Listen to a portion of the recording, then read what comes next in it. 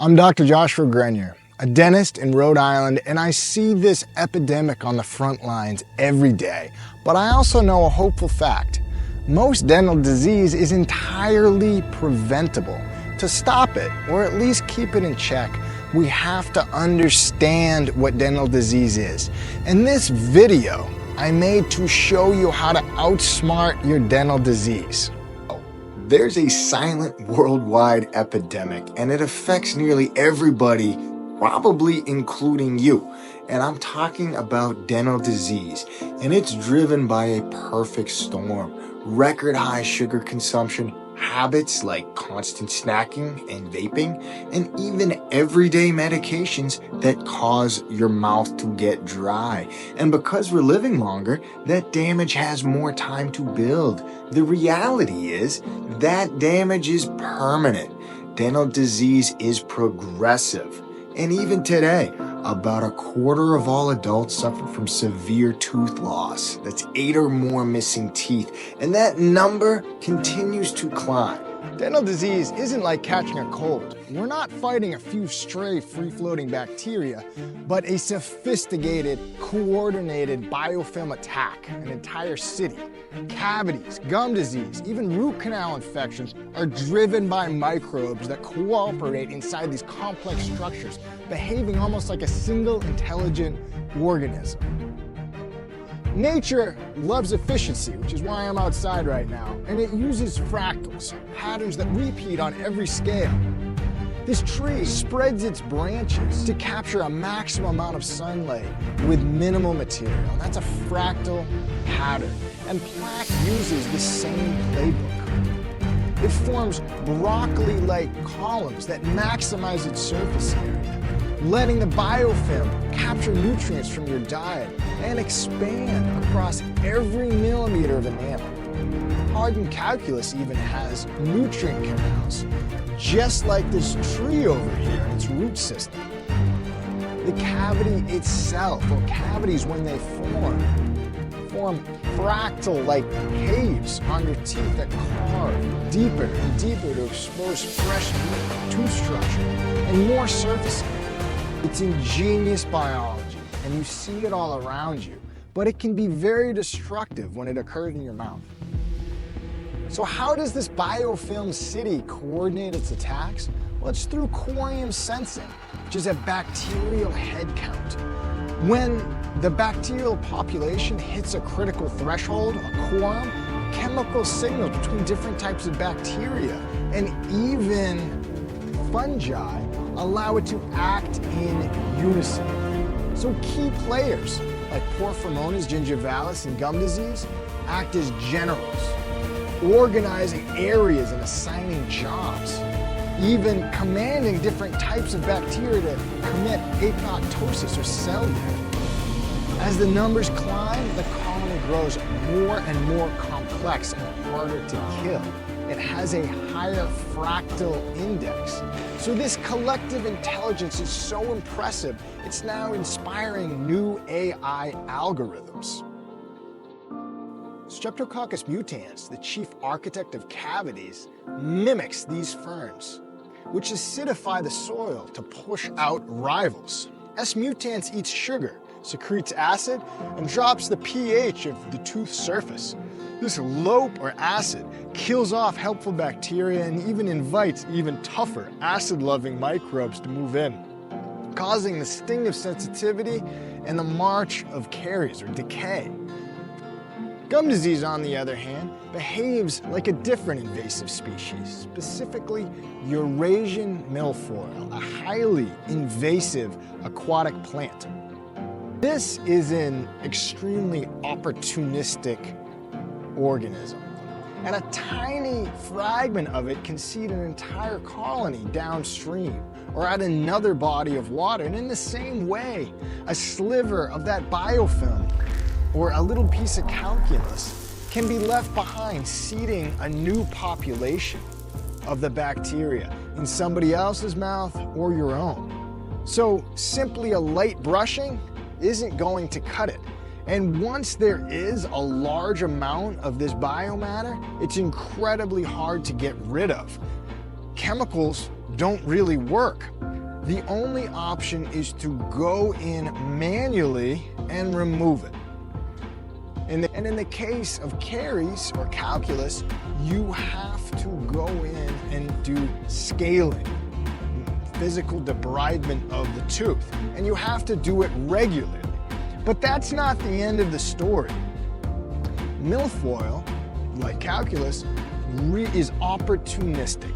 And what that means is it prefers polluted areas that your native bacteria or native vegetation can't grow in readily. So not only do you have to physically go in and remove it in both cases, but you have to figure out what's polluting the water. Nature generates a lot of trash. As you know, this kind of organic debris is common, and your mouth does exactly the same thing. Biofilm and foodstuffs and even skin that's sloughing off of your gum tissue stays in your mouth trapped. And that becomes a problem because just like in nature, stuff is going to come around. Bacteria, fungi, that will take care of it, that will be your cleanup crew. And it's that cleanup crew that causes a lot of problems because Porphyromonas gingivalis and the red complex it will not just digest necrotic tissue, but it may also digest living tissue as well. So a big part of my oral hygiene is trying to get rid of dead cells and food debris and nutrients that could fuel these biofilms. So it's not just about killing bacteria, it's also about cleaning your entire mouth. Your mouth very much is the gateway to your body. And if you're putting in a poor diet or smoking, it's going to reflect poorly on your oral health and your physical health. Your mouth is a mirror for your body. Now, leaky gums allow inflammatory bacteria to enter your bloodstream, which links periodontal disease to rheumatoid arthritis, kidney stones, cardiovascular disease. There's similar bacteria found in heart valves that can become calcified or tartar of the heart. And the tartar in your teeth is chemically similar to the plaque that hardens arteries. In fact, high plaque levels can predict mortality. Plaque index or oral health really differentiates who's healthy and who's not incredibly effectively. It's easy to frame dental disease as a personal failing, a simple lack of discipline.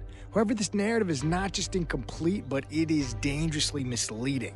It ignores the powerful systemic forces in an environment that are, by design, hostile to oral health. The food and beverage industry, with its immense lobbying power, has spent decades promoting and protecting its most profitable ingredient, sugar. They have fought regulations, funded misleading research, and marketed sugar-laden products as sources of energy and happiness. This relentless commercial pressure creates a landscape where making healthy choices is a constant struggle. When ultra-processed foods are cheap, convenient, and engineered to be addictive, they become staples, not just treats, for countless families. The industry has massively shifted the blame to the consumer, populating the idea of personal responsibility when flooding our communities with products that fuel disease.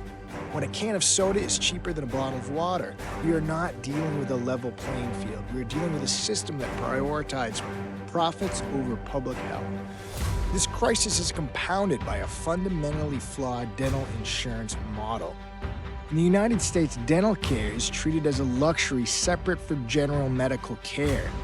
And dental insurance is unregulated, and it has extremely strict rules that prevent using it beyond basic checkups. And it creates a system where people wait until problems are severe, painful, and expensive before they seek care, rather than investing in preventive measures that save both teeth and money. Acknowledging these systemic failures isn't about absolving personal responsibility. It's about accurately defining the scale of the challenge. To combat dental disease, we must not only change our own habits, but also advocate for a system that supports rather than undermines dental health. So what do? Well, first of all, you're gonna wanna go to the dentist. Make an appointment, follow their advice, get coaching for your oral hygiene. But the reality is, the dentist does 2 cleanings a year. You do 2 cleanings every single day. So it starts with you. And oral hygiene is more than just a chore. It's an act of self-care. Think of it as a keystone habit, a small discipline that cascades into bigger wins in life. Regular flossers don't just have healthier gums. Studies show that they also tend to weigh less, and they tend to adopt other healthy behaviors. It's not about the floss, it's about the mindset. It's about the belief that small, consistent efforts are gonna lead to major successes. So when I ask you to floss and brush your teeth, I'm inviting you to adopt habits that are going to improve your entire life, are going to lead to major successes. So when I ask you to floss and brush your teeth, I'm inviting you to adopt habits that are going to improve your entire life. So now that you know what you're dealing with, the enemy, its tactics, and how to outsmart it, so armed with this knowledge, hopefully you can fight back. And remember, it's never too late to start. And it begins with you brushing your teeth, getting a floss, and putting together a habit, which is gonna protect your own oral ecosystem and everything connected to it.